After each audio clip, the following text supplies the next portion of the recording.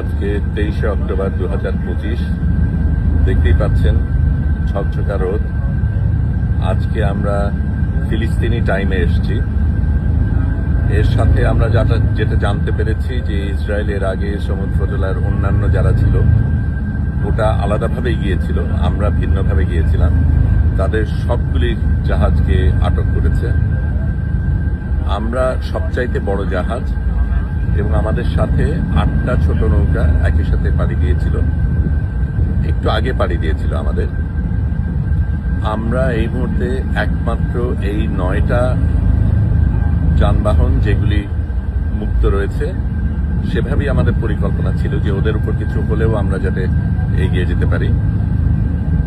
আমরা আজকে ফিলিস্তিনি টাইম জোনে এসেছি, এখনো দূরত্ব রয়েছে, তবে আজকে আমরা এই 8টা ছোট নৌকাকে পার হয়ে যাব এবং তারপর থেকে আমাদের এই জাহাজটাই সবচেয়ে আগে থাকবে।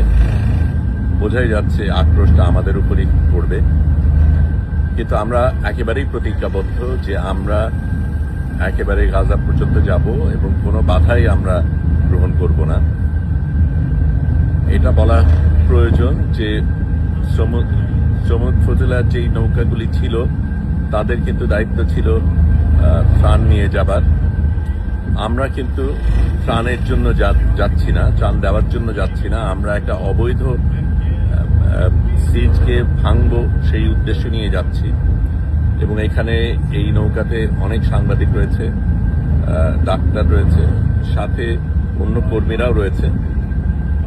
কিন্তু আমরা ত্রাণ দেবার অজুহাতে যাচ্ছি তা না, আমরা লড়াই করতে যাচ্ছি, আমরা বৈধতা ধ্বংস করতে যাচ্ছি। আমরা ফিলিস্তিনে আমাদের থাকার যাবার অধিকার রয়েছে, সেখান থেকে তথ্য পাঠানোর অধিকার রয়েছে। এবং ইসরায়েল যত মানুষ খুন করেছে এবং যত সাংবাদিক এবং যত ডাক্তার খুন করেছে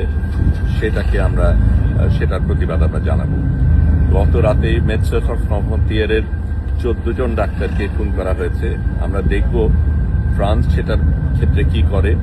এই পর্যন্ত তারা তেমন কিছু করেনি, মিষ্টি কথা বলা ছাড়া।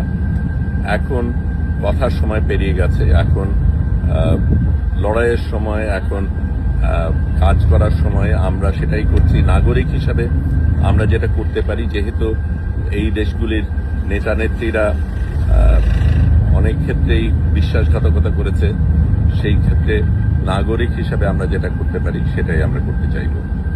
এখন আমি ক্যামেরাটা ঘুরিয়ে দিচ্ছি, একটু ঘুরিয়ে আপনাদের এই নৌকার